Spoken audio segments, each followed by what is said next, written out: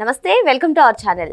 AP ముఖ్యమంత్రి నారా చంద్రబాబు నాయుడు గారు ఈ రోజు గుంటూరులో పర్యటిస్తున్నారు. పలు అభివృద్ధి కార్యక్రమాల్లో కూడా ఆయన పాల్గొనున్నారు. మరి ఈ నేపథ్యంలోనే గుంటూరు మెడికల్ కాలేజీకి అనుబంధంగా మాతా శిశు సంరక్షణ కేంద్రాన్ని కూడా ఆయన ప్రారంభించారు. ఈ పరిణామాన్ని ఏ విధంగా చూడాలి తెలుసుకునే ప్రయత్నం చేద్దాం.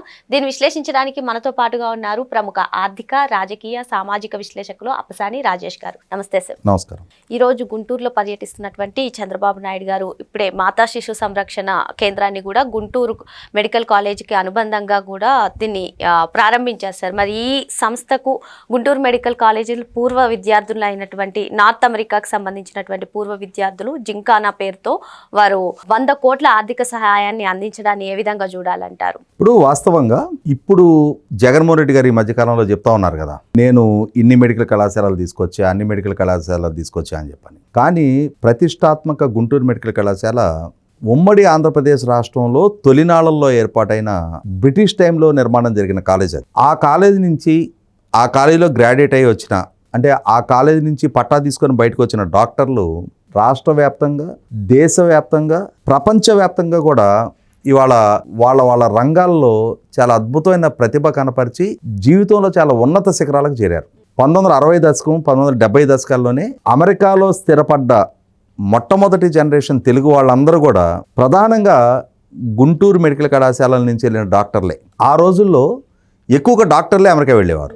అలా వెళ్ళిన ఆ రోజుల్లో అమెరికా చేరుకున్న డాక్టర్లు అందరూ కూడా ఆర్థికంగా, సామాజికంగా చాలా హైట్స్కి రీచ్ అయ్యారు వాళ్ళు. సో ఏమవుద్ది, సహజంగానే ఒక గ్రామీణ ప్రాంత రైతు కుటుంబాల నుంచి వచ్చి, ఆ రైతు కుటుంబ మూలాల నుంచి ఒక వైద్య విద్య అభ్యసించి డాక్టర్లుగా తమ గ్రామాలని, తాము పుట్టి పెరిగిన ప్రాంతాన్ని, తాము చదువుకున్న పట్టణాల నుంచి దూరంగా వేల కిలోమీటర్లు ఇంకొక ప్రాంతంలోకి వచ్చేసి అక్కడ స్థిరపడి వాళ్ళ పిల్లలు అక్కడ పుట్టి పెరుగుతారు. సహజంగానే వాళ్ళు అక్కడ సమాజంలో వాళ్ళు అక్కడ స్థానికులు అవుతారు.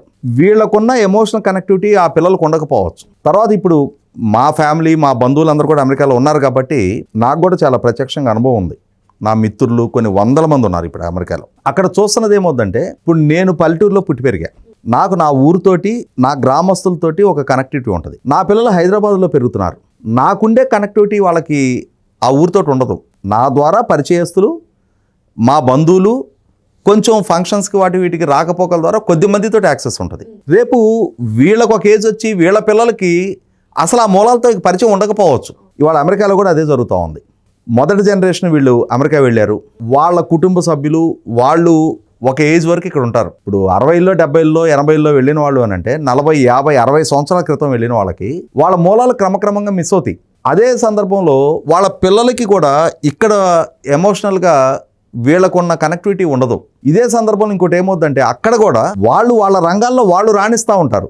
వీళ్ళు సంపాదించిన ఆస్తిపాస్తుల మీద ఆధారపడి, ఈ ఆస్తిపాస్తుల మీద మమకారం మన ఇక్కడ ఉన్న వాళ్ళకు ఉన్నట్టుగా అక్కడ పెరుగుతున్న పిల్లలకి ఆస్తిపాస్తుల మీద మమకారం ఉండట్లా. వాళ్ళు ఎవరికాళ్ళు ఇండివిజువల్గా వాళ్ళ సొంత కెరీరు, వాళ్ళు సొంతంగా జీవితంలో ఎదగటం కోసం ప్రాధాన్యత ఇస్తూ ఉన్నారు.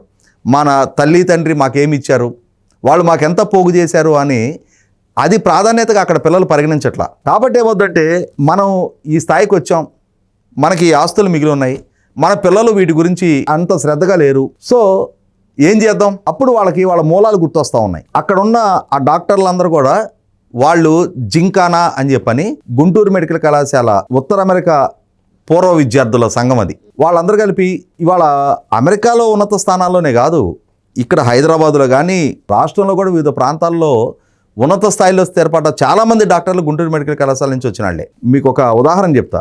2014-19 మధ్యకాలంలో కామినేని శ్రీనివాస్ గారు వైద్య ఆరోగ్య శాఖ మంత్రిగా ఉన్న రోజుల్లో అప్పుడు డాక్టర్ గోపాలకృష్ణ గోఖలే గారు అని చెప్పని ఇప్పుడు అపోలోలో సీనియర్ కార్డియాలజీ సర్జన్ ఆయన గుంటూరు మెడికల్ కళాశాలకు అనుబంధంగా ఉన్న బోధనాసుపత్రి, చాలా పెద్ద జనరల్ హాస్పిటల్, అందులో కార్డియాలజీ సర్జరీస్ చేసేవారు ఆయన.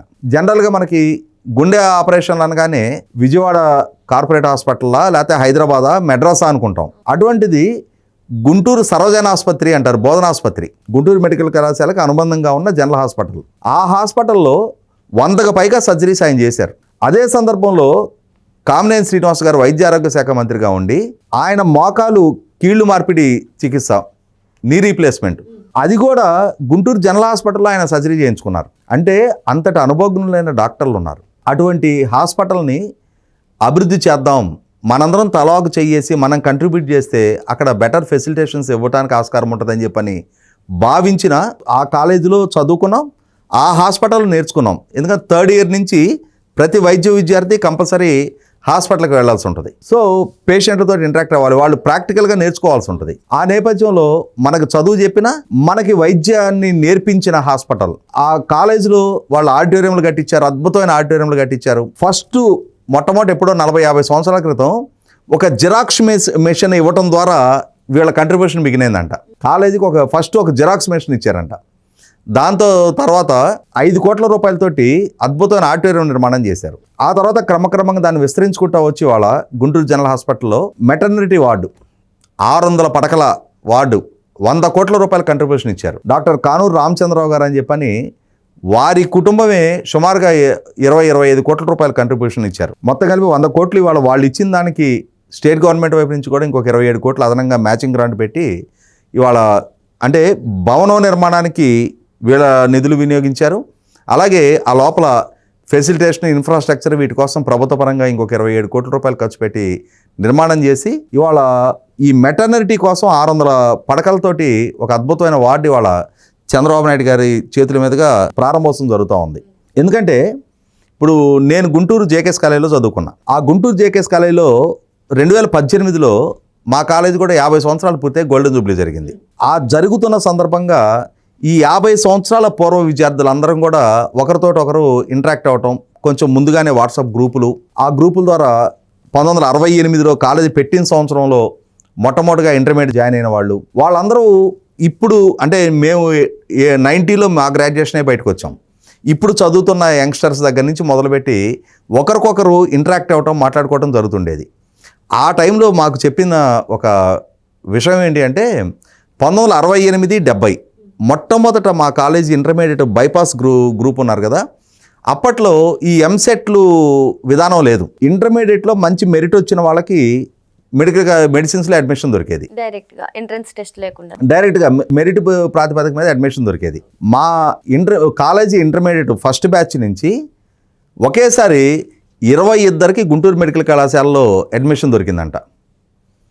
వాళ్ళు చెప్పింది ఆ 22లో ఒకళ్ళో ఇద్దరు తప్పించి మిగిలిన మొత్తం అందరూ అమెరికాలోనే స్థిరపడ్డారు. సో నాకు గుర్తున్న వరకు నేను 87-90 నేను డిగ్రీలో ఉన్న సంవత్సరం మా జూనియర్ కనగాల సంధ్యాశ్రీ అని చెప్పని అమ్మాయి, తను కనగాల సంధ్య అనే అమ్మాయి, తను 88-90 బైపీసీ ఇంటర్మీడియట్, తను అప్పుడు ఎంసెట్లో స్టేట్ ఫస్ట్ ర్యాంక్ తెచ్చుకుంది. తను కూడా గుంటూరు మెడికల్ కాలేజీలోనే చదివింది. సో ప్రతిభ కలిగిన వాళ్ళు గుంటూరు మెడికల్ కాలేజీని ఛాయిస్గా ఎంచుకున్నారు. వాళ్ళు మంచి కెరీర్లు మలుచుకోగలిగారు. అలా మలుచుకున్న వాళ్ళు జీవితంలో ఎదిగిన తర్వాత కూడా మూలాలను మర్చిపోకుండా మళ్ళీ గివింగ్ బ్యాక్ టు సొసైటీ, మనం ఎక్కడి నుంచి బిగిన్ అయ్యాం, మన మూలాలు ఏంటనేది గుర్తుంచుకొని ఎక్కడో వేల కిలోమీటర్ల దూరంలో ఉంటూ కూడా వాళ్ళు ఇవాళ పేదల గురించి ఆలోచించి ఇవాళ గుంటూరు జనరల్ హాస్పిటల్కి వెళ్ళి అక్కడ డెలివరీ అయ్యేది ఎవరు? సహజంగా వాళ్ళ ఆర్థిక స్తోమత ఉన్న వాళ్ళందరూ కూడా అవకాశం ఉన్నంత వరకు ప్రైవేట్ హాస్పిటల్స్ని ప్రిఫర్ చేస్తూ ఉన్నారు. కానీ ప్రభుత్వ ఆసుపత్రికి వెళ్ళి అక్కడ డెలివరీ చేయించుకోవాలి అని ఆలోచన చేసేది ఎవరు? ఈ స్తోమత లేని వాళ్ళే ఉంటారు. కాబట్టి పేదలను దృష్టిలో పెట్టుకొని వాళ్ళకి మెరుగైన వసతులు ఉండాలి అనేది ఆలోచన చేసి వాళ్ళ కోణంలో ఇవాళ అన్ని కోట్ల రూపాయలు వాళ్ళు కంట్రిబ్యూట్ చేయడం అనేది నేను అనుకోవటం ఇది ఇక్కడితో ఆగుద్దని కూడా అనుకోవటంలా. ఎందుకంటే ఇది సక్సెస్ఫుల్గా ఎగ్జిక్యూట్ అయిన తర్వాత నెక్స్ట్ ఇంకొక ప్రాజెక్ట్ వాళ్ళు డెఫినెట్గా టేకప్ చేస్తారు. ఎందుకంటే నేను మొన్న జులైలో నేను తానాకి అమెరికా వెళ్ళాను. అక్కడ కూడా నాకు చాలామంది ఆ ఫస్ట్ జనరేషన్ డాక్టర్లు వాళ్ళందరూ చాలామంది కలిశారు. వాళ్ళతో ఇంటరాక్ట్ అవుతుంటే వాళ్ళు ఎంత క్రమశిక్షణతో అక్కడ జీవితంలో ఎదిగారు, వాళ్ళు ఇప్పటికీ కూడా ఇన్ని దశాబ్దాల తర్వాత కూడా తమ మూలాలను మర్చిపోకుండా తమ గ్రామాల గురించి చంద్రబాబు నాయుడు గారు వీళ్ళని దృష్టిలో పెట్టుకొని జన్మభూమి అని చెప్పని 95లో ఆయన ముఖ్యమంత్రిగా బాధ్యతలు చేపట్టిన తర్వాత పబ్లిక్ కంట్రిబ్యూషన్ తోటి గ్రామాలను అభివృద్ధి చేయడం అనే ఒక కాన్సెప్ట్ని ఆయన ఇంప్లిమెంట్ చేశారు. దాంట్లో మొదటి నుంచి కూడా ఎన్ఆర్ఐలు చాలా క్రియాశీలకంగా వాళ్ళ గ్రామాల్లో మౌలిక వసతులు కల్పించడానికి కంట్రిబ్యూట్ చేశారు.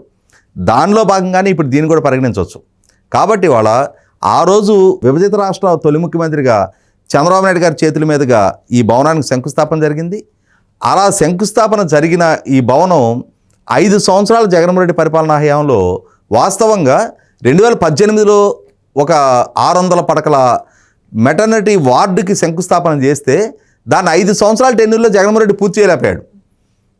ఇటువంటి ఆయన నేను 17 మెడికల్ కాలేజీలు కట్టేశాను అని చెప్పని ప్రచారం ఏ విధంగా చేసుకున్నాడో చూస్తున్నాం మనం.